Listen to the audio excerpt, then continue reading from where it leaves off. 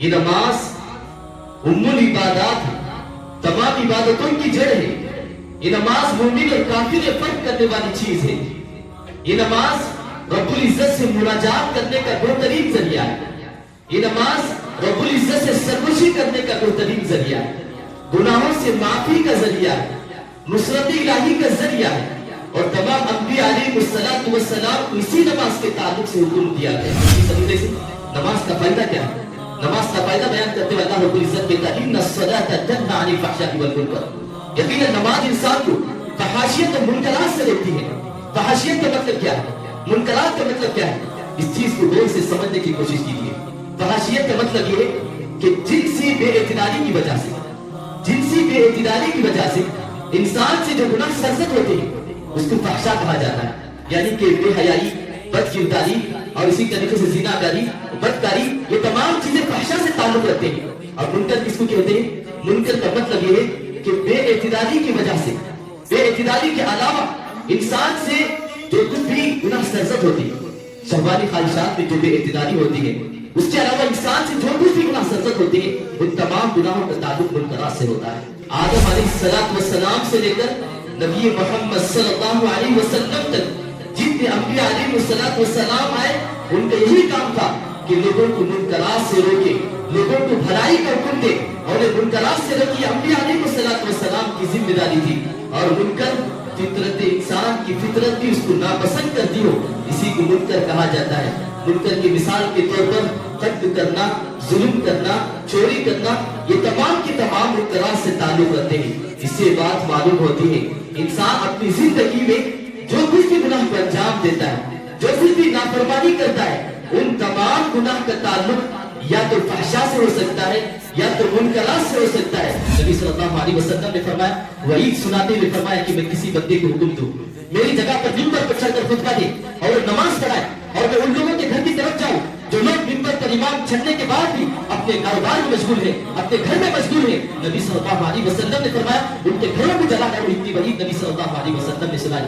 آج کے دن کتنی بڑی فضیلت کا دن ہے، ہم اس دن میں غفلت کا شکار رہیں گے تو ہمیں کیسے اللہ رب العزت کی مدد ہمیں نصیب ہوگی، نصرت الہی ہمیں کیسے نصیب ہوگی، ہماری زندگی میں برکت کیسے نظر آئے گی، ہمیں سکون اطمینان کی زندگی سے نصیب ہوگی۔ ہم جمعے کے دن کی فضیلت کو ترک کر دیتے ہیں۔ جمعے کے دن کی فضیلت کیا ہے؟ جمعے کے دن کی کتنی بڑی فضیلت ہے، تم سنیں گے تو پریشان ہو جاؤ گے، تعجب کی نگاہ سے دیکھو گے۔ نبی نے فرمایا من اغتسل من غسل واغتسل وبكر وابتدر ومشى ولم يرفث۔ نبی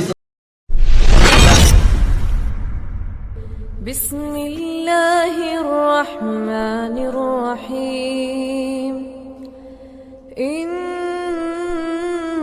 الذين قالوا ربنا الله ثم استقاموا تتنزل عليهم الملائكة ألا تخافوا تتنزل عليهم الملائكة ألا تخافوا ولا تحزنوا وأبشروا بالجنة التي كنتم توعدون۔ اکرام، ہمارے اس ویڈیو کو دیکھنے سے پہلے ویڈیو کو لائک کریں اور ہمارے اس چینل کو سبسکرائب کریں۔ جزاکم اللہ خیرا۔ الحمدللہ نحمده ونستعينه ونستغفره ونؤمن به ونتوكل عليه ونعوذ بالله من شرور أنفسنا ومن سيئات أعمالنا من يهده الله فلا مضل له ومن يضلل فلا هادي له وأشهد أن لا إله إلا الله وحده لا شريك له وأشهد أن محمدا عبده ورسوله أرسله بالحق بشيرا ونذيرا أما بعد فإن خير الحديث كتاب الله وخير الهدي هدي محمد صلى الله عليه وسلم وشر الأمور محدثاتها وكل محدثة بدعة وكل بدعة ضلالة وكل ضلالة في النار. فأعوذ بالله السميع العليم من الشيطان الرجيم. بسم الله الرحمن الرحيم. يا أيها الذين آمنوا اتقوا الله حق تقاته ولا تموتن إلا وأنتم مسلمون. يا أيها الناس اتقوا ربكم الذي خلقكم من نفس واحدة وخلق منها زوجها وبث منهما رجالا كثيرا ونساء واتقوا الله الذي تساءلون به والأرحام إن الله كان عليكم رقيبا. يا أيها الذين آمنوا اتقوا الله وقولوا قولا سديدا يصلح لكم أعمالكم ويغفر لكم ذنوبكم ومن يطع الله ورسوله فقد فاز فوزا عظيما. وقال تعالى فخلف من بعدهم خلف أضاعوا الصلاة واتبعوا الشهوات فسوف يلقون غيا. محترم حاضرین جمعہ، میرے دین اسلامی بھائیوں، بزرگوں، پردہ نشین خواتین اسلام، میں نے آپ کے سامنے قرآن مجید کی ایک آیت کی تلاوت کی جس میں رب ذوالجلال کا ارشاد ہے فَخَلَفَ مِن بَعْدِهِمْ خَلْفٌ أَضَاعُوا الصَّلَاةَ وَاتَّبَعُوا الشَّهَوَاتِ. ان کے بعد کچھ ناخلف اور ناکردار بدکردار لوگ آئے جن لوگوں نے نماز کو ضائع کر دیا. وَاتَّبَعُوا الشَّهَوَاتِ، نتیجے میں شہوانی خواہشات کے پیچھے پڑ گئے. فَسَوْفَ يَلْقَوْنَ غَيًّا، ان قریب یہ لوگ جہنم کی سب سے گہری وادی غی میں جا ملیں گے. حضرت گرامی، اس آیت کی تفسیر میں ابن عباس رضی اللہ عنہ بیان کرتے ہیں نماز کو ضائع کرنے کا مطلب یہ نہیں کہ ان لوگوں نے نماز کو مکمل طور پر چھوڑ دیا. نماز کو ضائع کرنے کا مطلب یہ کہ ان لوگوں نے نماز کے اوقات میں آگے پیچھے کر دیا. اور اسی طریقے سے امام التابعین امام سعید بن مسیب رحمہ اللہ فرماتے ہیں نماز کے اوقات کو آگے پیچھے کرنے کا مطلب یہ ہے کہ ان لوگوں نے ظہر کی نماز کو عصر تک مؤخر کر دیا اور عصر کی نماز کو مغرب تک مؤخر کر دیا. اور اسی لیے نبی فرماتے ہیں آدمی اسی طریقے سے نماز کو تاخیر کرتے ہوئے پڑھتا ہے. اسے چاہیے کہ مرنے سے پہلے اللہ رب العزت سے سچی توبہ کرے، کیونکہ اللہ رب العزت نے ایسے لوگوں کے لیے جہنم کی سب سے گہری وادی غی کی وعید سناتا ہے اللہ رب العزت. حضرات گرامی، یہ نماز ام العبادات ہے، تمام عبادتوں کی جڑ ہے. یہ نماز مومن اور کافر میں فرق کرنے والی چیز ہے. یہ نماز رب العزت سے مناجات کرنے کا بہترین ذریعہ ہے. یہ نماز رب العزت سے سرکشی کرنے کا بہترین ذریعہ ہے، گناہوں سے معافی کا ذریعہ ہے، نصرت الہی کا ذریعہ ہے. اور تمام انبیاء علیہ السلام کو اسی نماز کے تعلق سے حکم دیا گیا. اور اسی طریقے سے نماز کا فائدہ کیا ہے؟ نماز کا فائدہ بیان کرتے ہوئے اللہ رب العزت کہتا ہے ان الصلاۃ تنہی عن الفحشاء والمنکر. یقیناً نماز انسان کو فحاشیت اور منکرات سے روکتی ہے. فحاشیت کا مطلب کیا ہے؟ منکرات کا مطلب کیا ہے؟ اس چیز کو غور سے سمجھنے کی کوشش کیجیے. فحاشیت کا مطلب یہ ہے کہ جنسی بے اعتدالی کی وجہ سے انسان سے جو گناہ سرزد ہوتے ہیں اس کو فحشا کہا جاتا ہے. یعنی کہ بے حیائی، بد کرداری اور اسی طریقے سے زناکاری، بدکاری، یہ تمام چیزیں فحشا سے تعلق رکھتے ہیں. اور منکر کس کو کہتے ہیں؟ منکر کا مطلب یہ ہے کہ بے اعتدالی کی وجہ سے، بے اعتدالی کے علاوہ انسان سے جو کچھ بھی گناہ سرزد ہوتے ہیں، شہوانی خواہشات میں جو بے اعتدالی ہوتی ہے، اس کے علاوہ انسان سے جو کچھ بھی گناہ سرزد ہوتے ہیں ان تمام گناہوں کا تعلق منکرات سے ہوتا ہے. اور اسی طریقے سے منکر کس کو کہتے ہیں؟ آدم علیہ السلام سے لے کر نبی محمد صلی اللہ علیہ وسلم تک جتنے انبیاء علیہ السلام آئے ان کا یہی کام تھا کہ لوگوں کو منکرات سے روکے، لوگوں کو بھلائی کا حکم دے اور منکرات سے روکے. انبیاء علیہ السلام کی ذمہ داری تھی. اور منکر فطرت انسان کی فطرت بھی اس کو ناپسند کرتی ہو، اسی کو منکر کہا جاتا ہے. منکر کی مثال کے طور پر قتل کرنا، ظلم کرنا، چوری کرنا، یہ تمام کے تمام منکرات سے تعلق رکھتے ہیں. اس سے بات معلوم ہوتی ہے انسان اپنی زندگی میں جو کچھ بھی گناہ کو انجام دیتا ہے، جو کچھ بھی نافرمانی کرتا ہے، ان تمام گناہ کا تعلق یا تو فحشا سے ہو سکتا ہے یا تو منکرات سے ہو سکتا ہے. دیکھیے کہ نماز کی کتنی بڑی فضیلت ہے, نماز کا کتنا بڑا فائدہ ہے. ان الصلاۃ تنہی عن الفحشاء والمنکر, کہ آدمی نماز کا پابند بن جائے, نماز کو اس کے طریقے میں پڑھتا ہے. نبی اللہ رب العزت فرماتا ہے انسان تمام تر گناہوں سے بچ جاتا ہے. نماز کا یہی فائدہ ہے.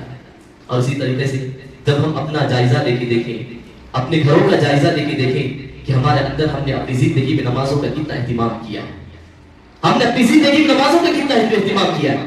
ایک چھوٹا سا معصوم بچہ مسجد میں نماز کو آتا ہے فجر کی نماز کے لیے. میں نے اس معصوم بچے سے پوچھا آپ اپنے والد صاحب کے ساتھ نماز کیوں نہیں آئے؟ تو معصوم سا بچہ کہتا ہے میں جب اپنے والد کو نماز کی فجر کی نماز کے لیے جگایا, مگر میری والدہ نے انکار کرتے ہوئے منع کرتے ہوئے کہا اس کو مت اٹھاؤ اس لیے کہ وہ رات بھر جاگ کر کے آیا ہوا تھکا مانتا سویا ہوا ہے, اس کو نماز کے لیے مت جگاؤ. اسی لیے اللہ رب العزت نے ایسے ہی نہیں کہا یا ایھا الذین آمنوا ان من ازواجکم واولادکم عدوا لکم فاحذروہم, ایمان والو یقین اللہ رب العزت فرماتا ہے ان من اولادکم, تمہاری اولاد تمہاری بیویاں تمہارے دشمن ہیں, لہذا تم ان سے بچو. اگر تمہاری اولاد تمہاری بیویاں رب العزت کی عبادت سے غافل کرتے ہو, رب العزت کی عبادت سے تمہیں دور کرتے ہو, رب العزت کی عبادت سے تمہیں منع کرتے ہو, یاد رکھو کہ تمہاری اولاد تمہاری بیویاں تمہارے دشمن ہیں. اسی لیے ہمیں چاہیے کہ نیکی کے کاموں میں نبی صلی اللہ علیہ وسلم نے فرمایا کلکم راع و کلکم مسئول عن رعیتہ, تم میں سے ہر ایک کو اس کی ذمہ داری کے تعلق سے پوچھا جائے گا. گھر میں ماں نیک ہے تو اس کی ذمہ داری بنتی ہے کہ اپنی اولاد کو بھی نیک بنائے, اور اسی طریقے سے باپ نیک ہے, باپ کی ذمہ داری بنتی ہے کہ اپنی اولاد کو, اپنی بیوی کو, اور اسی طریقے سے اپنے اہل خانہ کو, تمام لوگوں کو نیک بنانا اس کی ذمہ داری ہے. وتعاونوا بالبر والتقوى, نیکی اور تقوی کی بنیاد پر ایک دوسرے کا تعاون کرنا ہے. اللہ رب العزت روز قیامت سوال کرے گا تو نے اپنی زندگی میں نمازوں کا اہتمام کیا کرتا تھا مگر اپنے اہل خانہ کے تعلق سے نہیں پوچھا کرتا تھا, اپنے اہل خانہ کی فکر نہیں کیا کرتا تھا. اس ذمہ داری کے تعلق سے ہر بندے سے سوال کیا جائے گا. اسی لیے اللہ رب العزت فرماتا ہے یا ایھا الذین آمنوا قوا انفسکم واہلیکم نارا, ایمان والو تم اپنے آپ کو نار جہنم سے بچانے کی فکر کرو. قوا انفسکم واہلیکم نارا, اپنے آپ کو نار جہنم سے بچانے کی فکر رکھتے ہوئے اپنے اہل خانہ کو بھی نار جہنم سے بچانا یہ بھی تمہاری ذمہ داری ہے. ہر ایک کو روز قیامت اس کی ذمہ داری کے تعلق سے سوال ہوگا. ہمیں چاہیے کہ نیکی اور تقوی کی بنیاد پر نیکی کے کاموں میں, عبادت کے معاملے میں یہ ایک دوسرے کا تعاون کرنا یہ ہماری ذمہ داری ہے. اور نبی صلی اللہ علیہ وسلم نے جو لوگ نیکی کے کام میں ایک دوسرے کا تعاون کرتے ہیں ان لوگوں کے حق میں نبی نے دعا دیتے ہوئے فرمایا رحم اللہ رجلا قام من اللیل, کہ وہ بندہ رات کے آخری پہر میں اٹھتا ہے, وہ شوہر جو رات کے آخری پہر میں اٹھتا ہے تاکہ تہجد کی نماز ادا کرے, تہجد کی نماز سے فارغ ہو کر اپنی بیوی کے پاس جاتا ہے, بستر کے پاس جاتا ہے اور اپنی بیوی کو بھی جگاتا ہے تاکہ وہ بھی تہجد کی نماز ادا کرے. بیوی انکار کرنے پر شریعت اجازت دیتی ہے, نبی محمد صلی اللہ علیہ وسلم نے اجازت دی ہے اس کے چہرے پر پانی کے کچھ چھینٹے پا کر اس کو جگاؤ. اور نبی نے اس عورت پر بھی, اس بیوی پر بھی رحم کرم کا معاملہ, اس رحم کرم کی دعا دیتے ہوئے آپ نے فرمایا رحم اللہ امرأۃ قامت من اللیل فصلت, اس عورت پر, اس بیوی پر اللہ رب العزت رحم کرم کا معاملہ فرمائے کہ وہ بیوی, وہ عورت جو رات کے آخر پہر میں اٹھتی ہے تہجد کی نماز ادا کرنے کے لیے, جیسے ہی تہجد کی نماز سے فارغ ہوتی ہے اپنے شوہر کے پاس آتی ہے, اپنے اہل خانہ کے پاس آتی ہے, انہیں بھی تہجد کی نماز کے لیے جگاتی ہے. شریعت اجازت دیتی ہے اگر شوہر اس کو اٹھانے سے انکار کرے تو شریعت اجازت دیتی ہے کہ اس کے چہرے پر پانی کے کچھ چھینٹے پا کر اس کو جگائے. نیکی اور تقوی کی بنیاد پر ایک دوسرے کا تعاون کرنا یہ حقیقی ذمہ داری ہے. حضرات گرامی, ابن قیم رحمہ اللہ فرماتے ہیں اس بات پر امت مسلمہ کی کوئی دوسری رائے نہیں ہے, اس بات پر امت مسلمہ کی کوئی دوسری بات نہیں ہے, دوسری رائے نہیں ہے. جو بندہ بلا کسی عذر کے نماز کو چھوڑ دیتا ہے, جماعت کو چھوڑ دیتا ہے, وہ کہتے ہیں کہ وہ بندہ کبیرہ گناہ کا مرتکب ہے, اس بندے نے کبیرہ گناہ کا ارتکاب کیا ہے. اور اللہ رب العزت کے پاس جو بندہ بلا کسی عذر کے با جماعت اور فرض نماز کو چھوڑ دیتا ہے تو اللہ رب العزت کے پاس اس بندے کا گناہ, اس نماز چھوڑنے کا گناہ اتنا بڑا گناہ ہے, قتل کرنے سے بھی بڑھ کر ہے, چوری کرنے سے بھی بڑھ کر ہے, زنا کرنے سے بھی بڑھ کر ہے, مال کو باطل طریقے سے حاصل کرنے سے بھی بڑھ کر ہے. اس سے بات معلوم ہوتی ہے جو بندہ بلا کسی عذر کے نماز کو چھوڑ دیتا ہے, فرض نماز کو چھوڑ دیتا ہے, اس گناہ اس اتنا بڑا گناہ ہے, قتل کرنے قاتل سے بڑا مجرم ہے, زانی سے بڑا مجرم ہے, چور سے بڑا مجرم ہے, مال کو باطل طریقے سے حاصل کرنے والے سے بڑا مجرم ہے, اور ظالم سے بڑا مجرم ہے. ابن قیم رحمہ اللہ فرماتے ہیں اے لوگوں نماز کو چھوڑنے والوں, نماز کو ترک کر دینے والوں, تمہارے اندر کہیں دیکھو کہ تمہارے اندر منافقانہ صفت تو نہیں آ گئی. منافق تو یہ تھے کہ وہ لوگ نماز کو سستی اور تانگی کے ساتھ آتے تھے, مگر تمہارا مسئلہ یہ ہے کہ تم اپنی زندگی میں نماز کو چھوڑ دیا کرتے ہو. اور یہ بھی نبی نے فرمایا کہ جو بندہ عشاء اور فجر کی نماز کو ترک کر دیتا ہے اس بندے نے نفاق پر رکاوٹ ڈال دیا، منافقین پر عشاء کی نماز اور فجر کی نماز گرا گزرتی ہے۔ نبی نے فرمایا جو بندہ عشاء کی نماز کو ترک کر دیتا ہے اس بندے نے نفاق پر رکاوٹ موڑ لیا، جس بندے نے فجر کی نماز چھوڑ دی اس بندے نے نفاق پر رکاوٹ موڑ دیا۔ ابن حسین رحمہ اللہ فرماتے ہیں یہ لوگوں تم دعویٰ کرتے ہیں کہ ہمیں اللہ رب العزت سے محبت ہے، تم دعویٰ کرتے ہیں کہ مجھے اللہ رب العزت پر توکل ہے، تم دعویٰ کرتے ہو کہ مجھے اللہ رب العزت کی ذات سے امید ہے، کیسی امید لگاتے ہو؟ تم تو اپنی زندگی میں نمازوں کا اہتمام نہیں کرتے ہو۔ اور روز قیامت بندے سے سب سے پہلا سوال کسی کے متعلق ہوگا، نمازی کے متعلق ہوگا۔ نبی نے فرمایا اول ما یحاسب به العبد یوم القیامۃ الصلاۃ، بندے سے سب سے پہلا سوال کسی کے متعلق ہوگا تو نماز کے متعلق ہوگا۔ فإذا صلحت صلح سائر عمله، اگر بندہ نماز کے حساب و کتاب میں کامیاب ہو گیا، نماز کے حساب و کتاب میں کامیاب ہو گیا، آخرت کے تمام مراحل میں بندہ کامیابی حاصل کر لے گا۔ وإذا فسدت فسد سائر عمله، نبی نے فرمایا جو بندہ نماز میں ناکام ہو گیا، نماز کے حساب و کتاب میں ناکام ہو گیا، آخرت کے تمام مراحل میں ناکام ہوگا، ناکامی اس بندے کی مراد ہوگی۔ نبی صلی اللہ علیہ وسلم نے فرمایا حضرات گرامی ہمیں اپنے نماز کا جائزہ لینا ہے، اپنی نمازوں کا جائزہ لینا ہے، دوسروں کی نمازوں کا نہیں، اپنے اعمال کا حساب و کتاب لینا ہے، دوسروں کی نماز کے تعلق سے نہیں، اپنے آپ کا جائزہ لینا ہے، دوسروں کے اعمال کا جائزہ نہیں لینا ہے۔ ہر ایک کو یہ دیکھنا ہے کہ ہم کتنی نمازیں باجماعت ترک کر دیتے ہیں، کتنی نمازیں تم جماعت کے ساتھ پڑھتے ہو، کتنی نمازیں تم بیکار کی چیزوں کو بہانہ بنا کر نماز کو ترک کر دیتے ہو، جات کے بہانے نماز کو ترک کر دیتے ہو، بیوی بچوں کے بہانے نماز کو ترک کر دیتے ہو، کاروبار کے بہانے نماز کو ترک کر دیتے ہو۔ اس صحابی کو دیکھیے نبی صلی اللہ علیہ وسلم کے دربار میں حاضر ہوتے ہیں، نبی صلی اللہ علیہ وسلم سے کئی طرح کے عذر پیش کرتے ہیں، نبی صلی اللہ علیہ وسلم یہ تمام چیزیں میرے لیے عذر ہے، نبی صلی اللہ علیہ وسلم مجھے اپنے گھر میں نماز پڑھنے کی اجازت دیجیے۔ نبی صلی اللہ علیہ وسلم اس صحابی کو بھی، اس معذور صحابی کو بھی گھر میں نماز پڑھنے کی اجازت نہیں دیتے۔ وہ صحابیہ کہتے تھے اے نبی صلی اللہ علیہ وسلم میں آن سے معذور ہوں، مجھے اپنے گھر میں نماز پڑھنے کی اجازت دیجیے۔ پھر کہتے اے نبی صلی اللہ علیہ وسلم گھر سے مسجد کافی دور ہے، مجھے آنے میں تکلیف ہوتی ہے، مجھے اپنے گھر میں نماز پڑھنے کی اجازت دیجیے۔ پھر تیسرا عذر پیش کرتے اے نبی صلی اللہ علیہ وسلم راستے کانٹے دار ہیں، درختوں والے ہیں، کہیں کبھی ٹھوکر لگ کر گر جاتا ہوں، اے نبی صلی اللہ علیہ وسلم مجھے اپنے گھر میں نماز پڑھنے کی اجازت دیجیے۔ پھر کہتے اے نبی صلی اللہ علیہ وسلم میں بوڑھا ہو گیا ہوں، مجھے مسجد آنے میں تکلیف ہوتی ہے، مجھے اپنے گھر میں نماز پڑھنے کی اجازت دیجیے۔ پھر اور ایک عذر پیش کرتے اے نبی صلی اللہ علیہ وسلم اتنا بوڑھا ہو گیا ہوں کہ میری ہڈیاں کمزور ہو گئی ہیں، مجھے مسجد تک آنے میں تکلیف ہوتی ہے، مجھے اپنے گھر میں نماز پڑھنے کی اجازت دیجیے۔ اور یہ بھی عذر پیش کرتے اے نبی صلی اللہ علیہ وسلم راستے کیڑے دار ہیں، مکوڑے دار ہیں، مجھے مسجد تک آنے میں ڈر محسوس ہوتا ہے، اے نبی صلی اللہ علیہ وسلم مجھے اپنے گھر میں نماز پڑھنے کی اجازت دیجیے۔ پھر آخری عذر پیش کرتے اے نبی صلی اللہ علیہ وسلم گھر سے مسجد تک آنے میں کوئی میرے لیے سہارا نہیں، اے نبی صلی اللہ علیہ وسلم آپ مجھے اپنے گھر میں نماز پڑھنے کی اجازت دیجیے۔ دیکھیے نبی صلی اللہ علیہ وسلم اللہ رب العزت نے نبی محمد صلی اللہ علیہ وسلم کو رحمت للعالمین بنا کر بھیجا، رحیم و کریم بنا کر بھیجا۔ نبی صلی اللہ علیہ وسلم نے اس صحابی کے تمام عذر کو سنا تو کہا کہ چلیے آپ اپنے گھر میں نماز ادا کر لیجیے۔ پھر اس صحابی کو بلا بھیجتے ہیں، اس معذور صحابی سے کہتے کیا تمہارے گھر تک اذان کی آواز سنائی دیتی ہے؟ اس صحابی نے فرمایا نبی صلی اللہ علیہ وسلم اذان کی آواز تو میرے گھر تک سنائی دیتی ہے۔ نبی نے فرمایا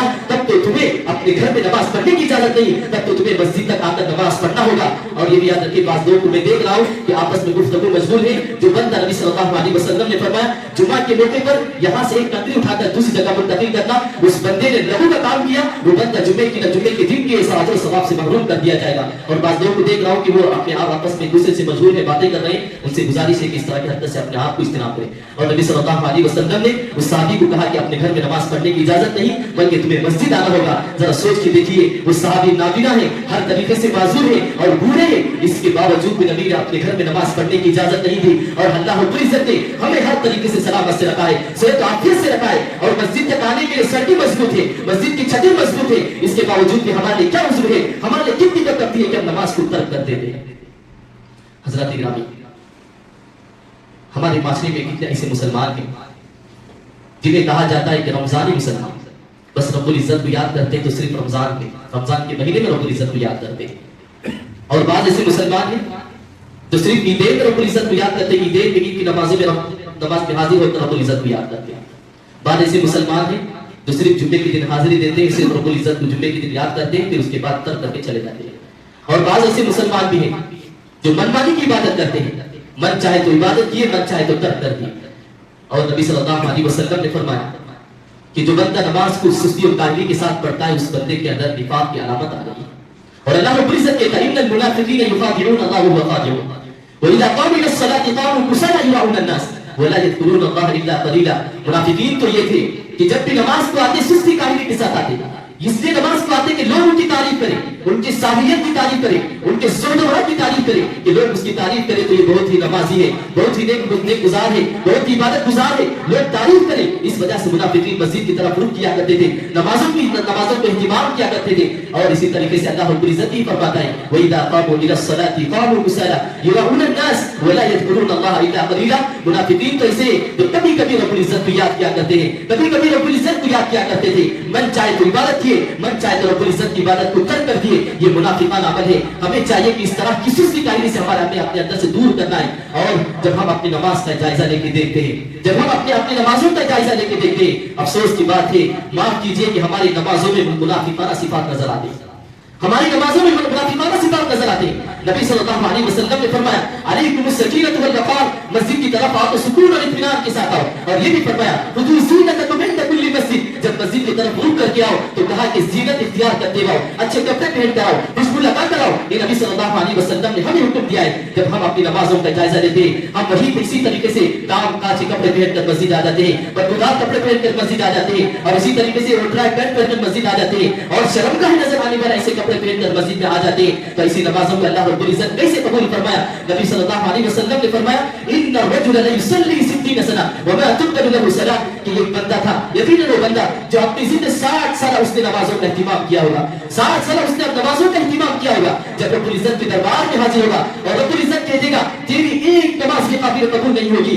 اس بندے کا حشر کیا ہوگا، اس بندے کا مقام کیا ہوگا جس نے اپنی 60 سال زندگی نمازوں کا اہتمام کیا تھا. مگر اللہ رب العزت کہہ دے گا تیری ایک نماز کے قابل قبول نہیں. اس حدیث کو امام اس حدیث کو صحیح قرار دیا گیا ہے، امام البانی نے اس حدیث کو صحیح قرار دیا. اور ہماری نمازیں کس طریقے سے ہونی چاہیے؟ نبی صلی اللہ علیہ وسلم نے فرمایا ان تعبد اللہ کانک تراه فان لم تكن تراه فانه يراك. جب تم رب العزت کی عبادت کے لیے کھڑے ہو جاؤ تو یہ تصور تمہارے اندر رکھو کہ اللہ رب العزت، تم اللہ رب العزت کو دیکھ رہے ہو، تم اللہ رب العزت کو دیکھ رہے ہو. یہ تصور اپنے اندر پیدا کرتے ہوئے عبادت کو انجام دو. اگر یہ بھی تصور اپنے اندر پیدا نہیں کرتے ہو، نبی نے فرمایا کہ کم از کم یہ تصور اپنے اندر پیدا رکھو، اپنے اندر رکھو کہ اللہ رب العزت تمہیں دیکھ رہا ہے. اور یہ بھی نبی نے فرمایا کہ صلی صلاۃ مودع، نبی نے فرمایا کہ نماز کے لیے کھڑے ہو تو کیفیت تمہارے اندر کس طریقے سے ہونی چاہیے، کیفیت تمہارے اندر کس طریقے سے ہونی چاہیے، کمیت تمہارے اندر کس طریقے کی ہونی چاہیے. نبی نے فرمایا کہ نماز کے لیے کھڑے ہو تو یہ سوچو کہ میری زندگی کی آخری نماز ہے، اس نماز کے بعد مجھے دنیا سے لوٹ کر آخرت کی طرف جانا ہے، اس نماز کے بعد مجھے موت آنے والی ہے.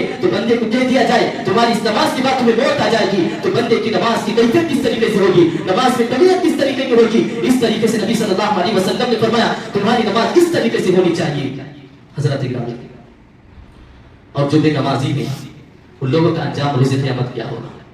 عبداللہ بن عمرو بن عاص رضی اللہ عنہ بیان کرتے ہیں ایک موقع پر نبی صلی اللہ علیہ وسلم صحابہ کرام رضوان اللہ علیہ مجمعین کو نماز کے تعلق سے نصیحت کرتے فرمایا کہ من حافظ علیہا كانت له من اللہ نور وبرهان ونجات یوم القیامہ. جو بندہ ان تمام نمازوں کی حفاظت کرتا ہے، ان تمام نمازوں کو پابندی سے پڑھتا ہے، نبی نے فرمایا یہ نماز اس بندے کے حق میں سفارش بن کر آئے گی، دلیل بن کر آئے گی، اس بندے کو نجات دلائے گی نماز، اور دلیل بن کر آئے گی. اور یہ بھی فرمایا کہ روشنی بن کر آئے گی یہ نماز، اس بندے کے حق میں سفارش کرنے کے لیے آئے گی. اور جو بندہ ان تمام نمازوں کی پابندی نہیں کرے گا، جو بندہ ان تمام نمازوں کی پابندی نہیں کرے گا، ان لوگوں کے تعلق سے نبی نے فرمایا ان لوگوں کا حشر روز قیامت فرعون کے ساتھ ہوگا.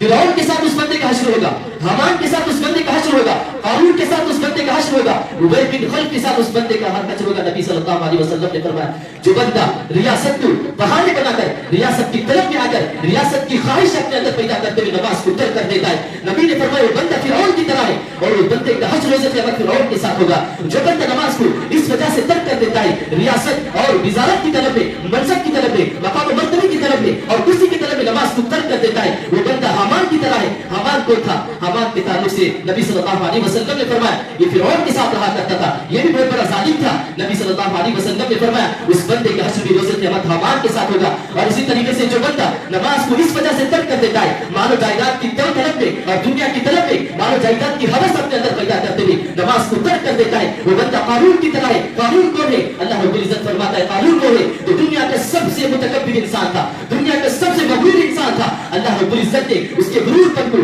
اس کے تکبر کو اللہ رب العزت نے اس کو زمین میں دھسا کر ہلاک کر دیا. اور یہ قارون ہے جس کے اندر یہ مال و جائیداد کی ہوس تھی, اور اس نے کہا کہ قال انما اوتیتہ علی علم عندی, یہ کچھ مال و جائیداد مجھے اللہ رب العزت نے نہیں دیا بلکہ میں نے اپنی محنت اور اپنے علم کے بلبوتے پر یہ میں نے حاصل کیا ہے. یہ بندہ تھا کہ روز قیامت اللہ رب العزت جو بندہ نماز کو اس وجہ سے ترک کر دیتا ہے, مال و جائیداد کی ہوس اپنے اندر پیدا کرتے ہوئے دنیا کی محبت میں پڑھ کر مال کو ترک لگے اور نماز کو ترک کر دیتا ہے, نبی نے فرمایا اس بندے کا حشر قارون کے ساتھ ہوگا. اور اسی طریقے سے جو بندہ کاروبار کو بہانے بنا کر تجارت کو نماز کو ترک کر دیتا ہے, تجارت کو بہانے بنا کر نماز کو ترک کر دیتا ہے, جہاد کو بہانے بنا کر نماز کو ترک کر دیتا ہے, نبی صلی اللہ علیہ وسلم نے فرمایا وہ بندہ ابی بن خلف کی طرح ہے. اس بندے کا حشر روز قیامت ابی بن خلف کے ساتھ ہوگا. یہ ابی بن خلف کون تھا؟ جو مکے کا سب سے بڑا تاجر انسان تھا. یہ تمام لوگ جو لوگ نماز کو نماز کو جان بوجھ کر ترک کر دیتے, نبی صلی اللہ علیہ وسلم کتنی بڑی بڑی سنائی. ان لوگوں کا حشر روز قیامت فرعون کے ساتھ ہوگا, قارون کے ساتھ ہوگا, حامان کے ساتھ ہوگا, ابی بن خلف کے ساتھ ہوگا.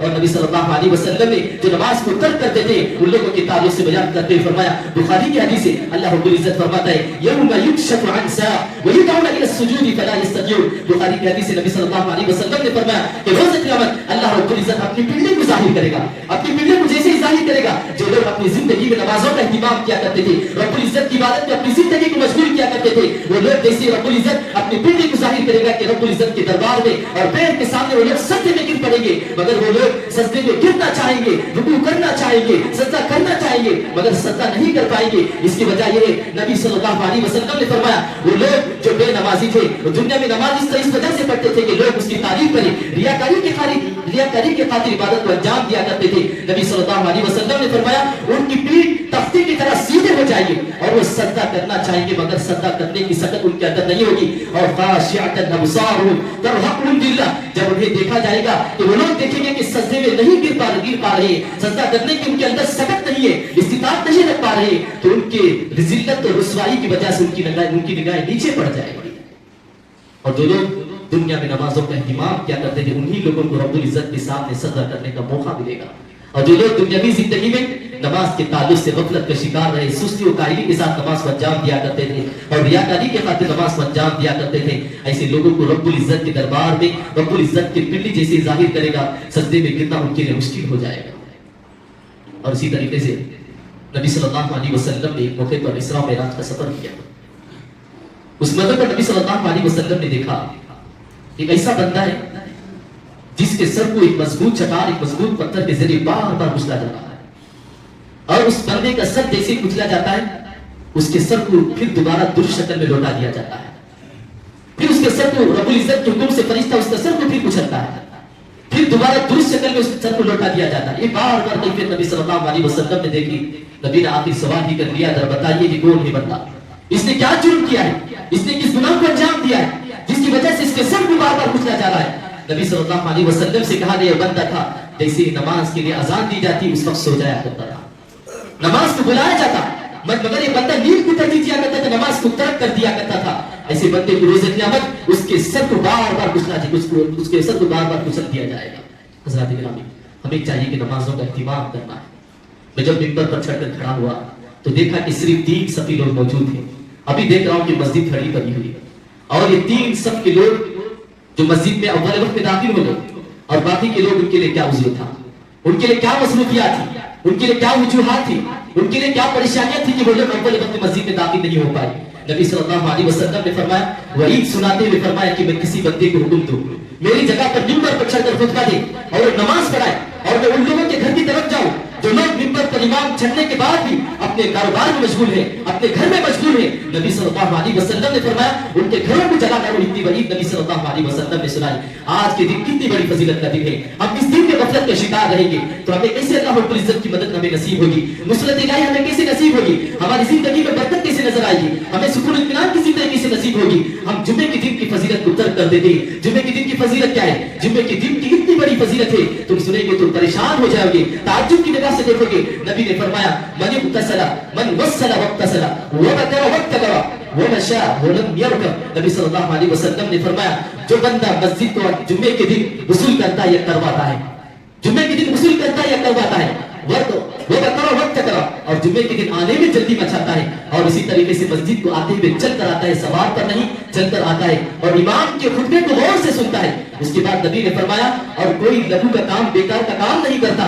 नबी ने फरमाया उस बंदे का घर से मस्जिद तक आने में एक एक कदम के बदले 1 साल रोजा रखने का जो सवाब उस बंदे के हाथ में लिख दिया जाएगा, 1 साल नवाफिल और क़ियामुल लैल का एहतिमाम करने का जो सवाब उस बंदे को लिख दिया जाएगा। जरा सोच के देखिए, आदमी घर से मस्जिद तक आता है वसूल करके और इमाम के मिंबर पर चढ़ने से पहले मस्जिद में हाजिरी देता है और जल्दी आता है और इसी तरीके से चल कर आता है, इमाम के खुतबे को गौर से सुनता है, बेकार के लघु के काम नहीं करता। नबी ने फरमाया उस बंदे के एक कदम के बदले 1 साल रोजा रखने का और 1 साल क़ियामुल लैल तहज्जुद का एहतिमाम करने का जो सवाब उस बंदे को लिख दिया जाता है। कितनी बड़ी फजीलत है। अगर हम जुम्मे के दिन की नमाज, जुम्मे के दिन की अहमियत को हम भुला बैठेंगे, बाकी नमाजों का हमारा क्या हाल होगा? आज भी को अपने नफ्स से पूछ लेना चाहिए। याद रखें, अगर हम हमारी जिंदगी में नमाजों का एहतिमाम नहीं, हमारी दुनियावी जिंदगी भी कामयाब नहीं, हमारी आखिरत भी कामयाब नहीं, हमारा मकसद वजूद भी कामयाब नहीं। अगर हम चाहते हमारी जिंदगी में खुशहाली की जिंदगी गुजरे, दुनियावी जिंदगी में कामयाबी चाहते, आखिरत की जिंदगी में कामयाबी चाहते, हमें चाहिए कि नमाजों का एहतिमाम करना होगा। अगर तुम चाहते हो रब्बुल इज्जत से सरगोशी करना चाहते हो, नमाज में तुम्हारे लिए मौका है। अगर तुम चाहते हो रब्बुल इज्जत से मुलाकात करना चाहते हो, नमाज तुम्हारे लिए मौका है। अगर तुम चाहते हो तुम्हारे गुनाहों को मिटा दिया जाए तो नमाज में हाजिरी दो, अल्लाह रब्बुल इज्जत तुम्हारे गुनाहों का कफारा कर देगा। अगर तुम चाहते हो जन्नत चाहते हो, तुम नमाजों का एहतिमाम करना होगा। बीवी बच्चों से सुकून चाहते हो तो तुम खुद नमाजों का एहतिमाम किया करो। अपने अहले खानों को भी नमाज के ताल्लुक से तलकीन किया करो। कारोबार में बरकत चाहते हो, अपना अमान की जिंदगी गुजारना चाहते हो, रिज़्क़ हलाल चाहते हो, नमाज की पाबंदी करो, क्योंकि नमाज इन्ना सलात तन्हा अनिल फहशाई वल मुनकर, यकीनन नमाज इंसान के हर तरह के गुनाहों को मिटा देती है, इंसान के हर तरह की बुराइयों को मिटा देती है, इंसान के हर तरह की नाफरमानियों को मिटा देती है, दूर कर देती है। अल्लाह रब्बुल इज्जत से दुआ है, अल्लाह रब्बुल इज्जत हम तमाम को अपनी जिंदगी में 5 वक्त नमाज बाजमात अदा करने वाला बनाए, नमाजों का एहतिमाम करने वाला और अपने अहले खाना को भी नमाजी बनाने वाला बनाए। सुभान अल्लाह।